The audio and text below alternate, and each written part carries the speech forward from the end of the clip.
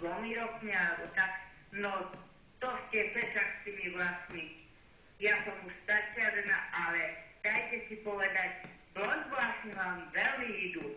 Norika môže byť na vás pyšná. Tieto vlasy vás robia starší. Čiže som starší týchto vlasov. Áno, áno, a dosť. Dobre, tak si to veľmi rýchlo vyriešim. A si dajte. Dobre, vynikajúco. A vy ste kadernička? Pekne, postávam vás. Ďakujem, majte sa, dobrú noc.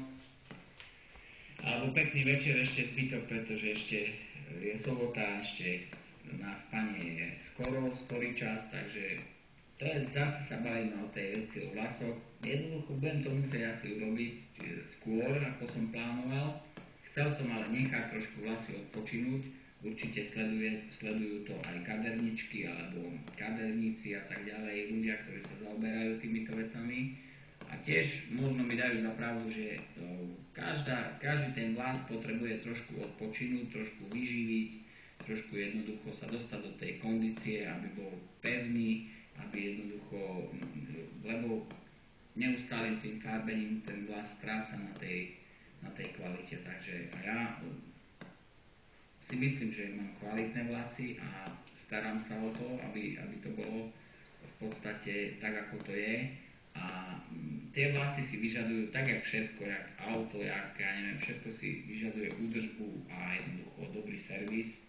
Čiže, a takisto aj farbenie, hej, je iné farbiť sa tak, iné farbiť sa tak, neodborne, odborne a tak ďalej. Ale ja čo poznám